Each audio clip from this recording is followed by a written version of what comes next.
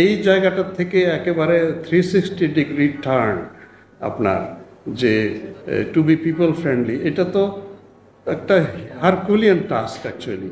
আর একটা যেটা বললেন যে ওই যে অনেকে অন্যায়ভাবে সংযুক্ত হয়েছে অথবা অনাকাঙ্ক্ষিতভাবে, তার জন্য পুলিশের মোরাল এফেক্ট করে। পুলিশের মোরাল শুধু এই কারণে এফেক্ট করেনি, মূল যে কারণে পুলিশের নৈতিক শক্তি, কাজের স্পৃহা, এগুলো যেগুলো চলে গেছে, সেটা আসলে তারা যেই এক্সপিরিয়েন্সের মধ্যে দিয়ে গিয়েছে স্টার্টিং ফ্রম এই 15ই জুলাই থেকে 5ই আগস্ট, মানে পুরো দেশবাসী কিন্তু গিয়েছে।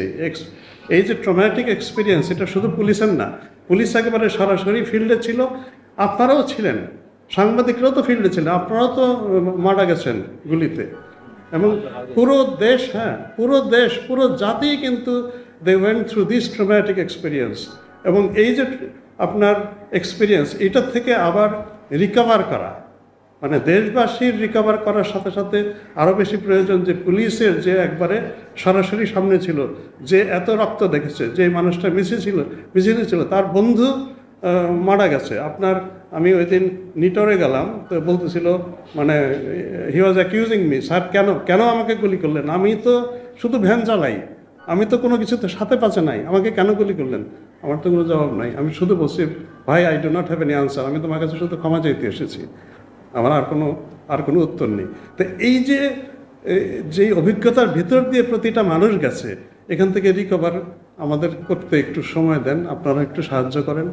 মানে সবারই তো আমরা মিলেই তো এই দেশ, এবং এর মধ্যেই তো আমাদের কত ধরনের যন্ত্রণা।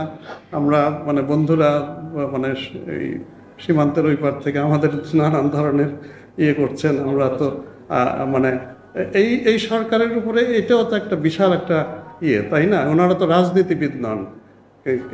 এখন সব কিছু থেকে মানে আপনার একসাথে উত্তরণ ঘটানো, এটা আমরা চেষ্টা করি। আমি সব কিছু করে ফেলতে পারবো না, একবারে সেই ঐশ্বরিক ক্ষমতা তো আমার নাই, কিন্তু অন্তত চেষ্টাটা করি।